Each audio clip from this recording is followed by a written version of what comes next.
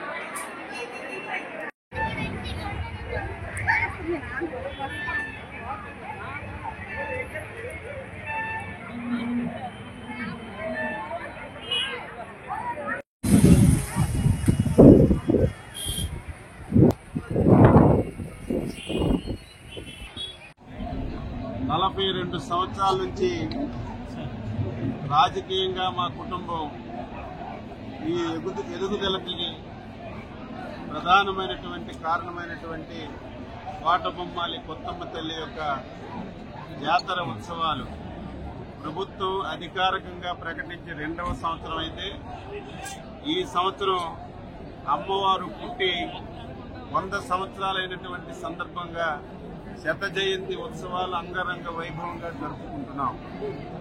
గతంలో చేశాం, అంతకు ముందు చేశాం, 40 సంవత్సరాల నుంచి చేశాం. కానీ నా జీవితం ఈ రోజు ధన్యమైంది. నభూతో నభవిష్యత్ అనే విధంగా ఇంతవరకు ఈ జిల్లాలో ఇటువంటి సంబరాలు ఎప్పుడూ జరపని విధంగా ఈ రోజు ఈ కార్యక్రమాన్ని జరుపుతున్నాం. ఈ కార్యక్రమానికి ఏదో కోటబొమ్మాలి మండలం, టెక్కల నియోజకవర్గం, శ్రీకాకుళం జిల్లా కాదు, ఉత్తరాంధ్ర జిల్లాల నుంచి భక్తులు వస్తారు. పక్కన ఉన్నటువంటి ఒరిస్సా నుంచి కూడా భక్తులు వస్తారు.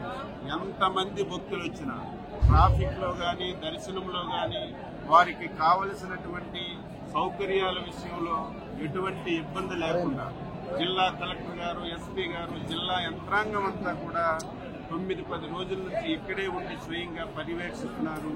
భక్తులందరికీ ఒకటే కోరుతున్నాను, అందరూ వచ్చి కొత్తమ్మ తల్లిని దర్శించుకుని అమ్మ తల్లి ఆశీర్వాదం పొందాలని చెప్పి ఈ సందర్భంగా కోరుతున్నాను. అదేవిధంగా కోటబొమ్మాలి పరిసర ప్రాంతాల్లో ఉన్నటువంటి గ్రామాలన్నీ కూడా రేపు 4 గంటలకి కోటబొమ్మాలి మార్కెట్ యార్డ్ దగ్గరికి తరలి రావాలి. రేపు శోభాయాత్ర అంగరంగ వైభవంగా జరుగుతుంది. మీరు శ్రీశైలం గుడి విన్నారు, కనకదుర్గమ్మ గుడి విన్నారు, అన్నవరం గుడి విన్నారు, తిరుపతి తిరుమల దేవస్థానం గుడి విన్నారు. ఆ నమూనాలన్నింటితో కూడా రేపు శోభాయాత్ర జరుగుతుంది. మహిళలందరూ వచ్చి రేపు ఆ శోభాయాత్రలో కూడా పాల్గొని విజయవంతం చేయమని చెప్పి సందర్భంగా కోరుతున్నాను. ఈ రోజు ప్రభుత్వమే కాదు, ఈ రోజు ఇంకొక విషయం ఏంటంటే, ఇంత అంగరంగ వైభవంగా జరగడానికి ప్రతి ఒక్కరూ ఆర్థిక సహాయాన్ని కోరిస్తున్నారు. మిల్లర్స్ అసోసియేషన్ గాని, గ్రానైట్ అసోసియేషన్ గాని, ఎవరికి తోచిన విధంగా వాళ్ళు ప్రభుత్వం డబ్బులు ఖర్చు పెట్టినా ఇంకా వాళ్ళ సాయం కూడా అందిస్తున్నారు. కాబట్టి ఈ రోజు ఇంత రంగ వైభవంగా జరుగుతుంది. అందరి మీద, ముఖ్యంగా ఈ నియోజకవర్గ ప్రజల మీద, ఈ రాష్ట్రంలో ఉన్నటువంటి రైతుల మీద కొత్తమ్మ తల్లి నిండు ఆశీస్సులు ఇచ్చి రైతులు, ప్రజలు అందరూ సుఖ సంతోషాలతో ఉండే విధంగా ఆశీర్వదించమని అమ్మ తల్లిని కోరుతూ ఇంతవరకు ఇన్ని పండుగలు జరుపుకున్నాం. ఈసారి పండుగలు ఒక ప్రత్యేకత ఉంది. ఈసారి పండుగలు దసరా గాని, దీపావళి గాని కాకుండా ఇంకొక పండుగ ప్రజలకు వచ్చింది. అదే ప్రధానమంత్రి గారు నిన్న మనకి ఇచ్చినటువంటి సెకండ్ జనరేషన్ రిఫార్మ్స్ జీఎస్టీలో. అందులో నేను చాలా ఆనందపడుతున్నాను. ఆ జీఎస్టీ సెకండ్ రిఫార్మ్స్ లో నేను ప్రాతినిధ్యం వహిస్తున్నటువంటి వ్యవసాయ శాఖకి చాలా ఉపయోగపడుతుంది.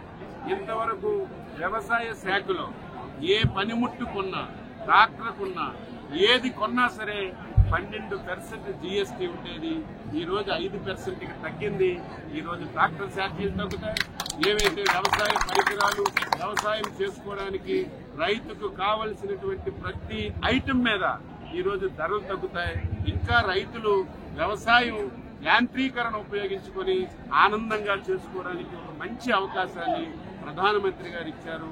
దీన్ని రాష్ట్ర ప్రభుత్వం కూడా నెల రోజులు ఒక ఉత్సవంగా తీయాలని, ఒక పెద్ద క్యాంపెయినింగ్ చేయాలని, ఏదైతే సెకండ్ జనరేషన్ రిఫార్మ్స్ ఏదో 10 మందికి తెలియడం కాదు, ప్రతి పౌరుడికి చేరాలి.